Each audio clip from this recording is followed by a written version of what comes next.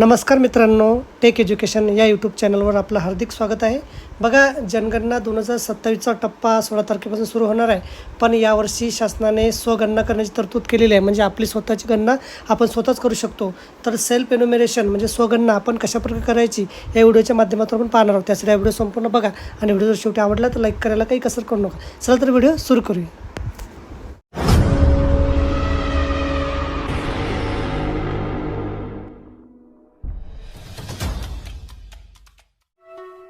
नवनवीन व्हिडिओ पाहण्यासाठी व आमच्या सोबत राहण्यासाठी चॅनलला सबस्क्राईब करायला विसरू नका.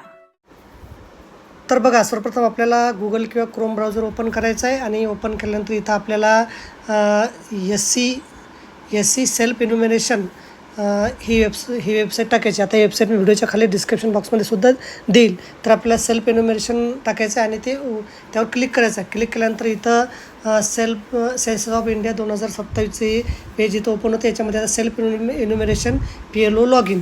तर इथं सिलेक्ट स्टेट, तर याच्यावर क्लिक करून आपण आपलं राज्य निवडायचं आहे आपल्याला.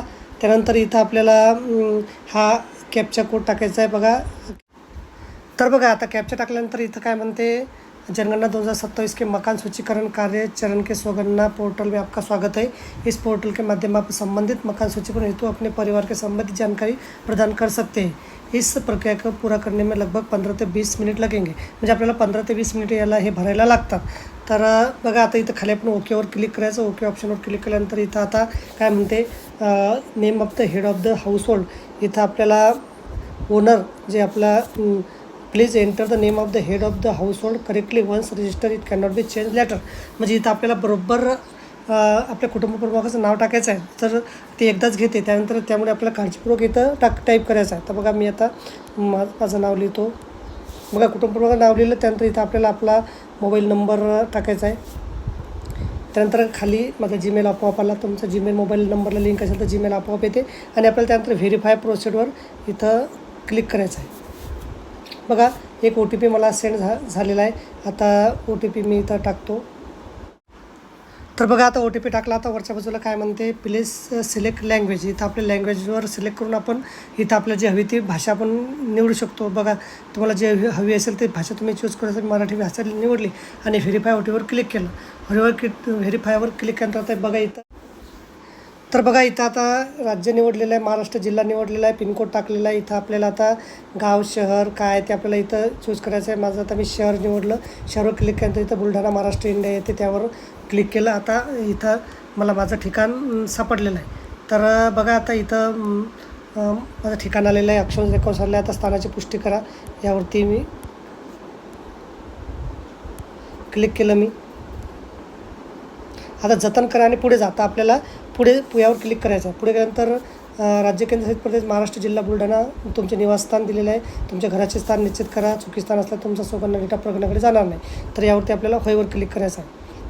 होय क्लिक केल्यानंतर इथं जनगणना घर तपशील, जनगणना घराची जमीन आता हे प्रश्न सुरू झाले. आता इथे सर्व प्रश्न आपल्याला टोटल प्रश्न आपल्याला इथं सर्वप्रथम भरून घ्यायचा आहे. प्रश्न प्रश्न आता एकावर एक केले आपण. क्लिक केल्यानंतर काय बघा, आता घराची सगळ्यात आधी काय ते घराची गणना जमिनीसाठी मुख्य वापरले साहित्य सिमेंट पक्क्या विटा घेतो मी. त्यानंतर गणना घराची भिंत कशाची बनलेली आहे, तर दगड सिमेंट मातीने किंवा पक्क्या विटांनी किंवा कॉन्क्रीटने असं आपण टाकू शकतो. त्यानंतर गणना घरात छप्पर याचे मुख्य वापरलेले साहित्य,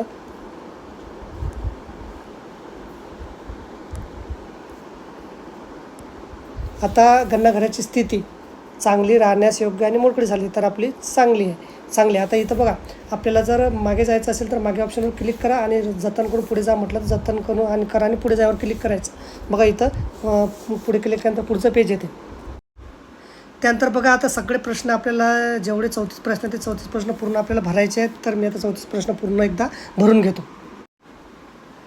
तर बघा आता सर्व प्रश्न भरल्यानंतर इथं म्हणते पुनरावलोकन कुटुंब नोंदणी तपशील सगळी माहिती आपण भरलेली इथं आपल्याला दिसते. ही पूर्ण माहिती आपण एकदा चेक करायची आहे आणि नंतर ऑप्शन येते पुष्टी करा आणि सादर करा, मसुदा म्हणून जतन करा, संपादित करण्यासाठी मागे जा. जर आपल्याला काही वाटलं याच्यामध्ये काही बदल करायचा आहे तर आपण संपादित करण्यासाठी मागे जाऊन क्लिक करू शकतो.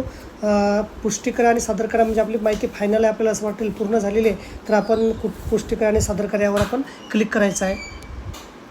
बघा अंतिम सबमिशननंतर सबमिट केलेल्या डेटामध्ये कोणतेही बदल शक्य होणार नाही. तुम्हाला नक्की पुढे जायचे आहे का? तर आपण इथं तर बघा आपण आता सबमिट केल्यानंतर यशस्वीरित्या सबमिट केले. तुमचे सोगंदना अर्ज यशस्वीरित्या सबमिट झाला आहे. तुमची सोगंदना ID दिलेली आहे. बघा मला एक SC ID आलेली आहे. आता तुमच्या HOL पूर्ण करण्यात तुम्हाला ही सोगंदना ID प्रगणकासोबत शेअर करण्याची विनंती आहे. जर तसे झाले नाही तर प्रगणकाकडून नवीन गणनेची आवश्यकता होऊ शकते. हा SC ID तुमच्या मोबाईलवर ईमेलवर जे दिलेला असेल. तर बघा आता एक मला SC ID आलेला. आता आपल्याला काय करायचं आहे, जर तुम्ही तुमची सोगंदना स्वतः केली असेल तर हा SC IDचा आपण तुम्ही स्क्रीनशॉट काढून ठेवू शकता किंवा तुम्हाला मॅसेज स्वरूपात सुद्धा येते.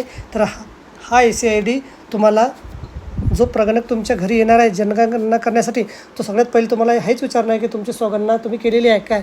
जर तुम्ही केलेली असेल तर त्याला हा आपला SC ID द्यायचा आहे. तो घेईल आणि त्याचं काम पूर्ण होईल. तर अशा प्रकारे तुम्हाला सोगंदना कशी करायची हे समजलं असेल. व्हिडिओसुद्धा आवडला असेल तर लाईक करा, शेअर करायला विसरू नका. धन्यवाद.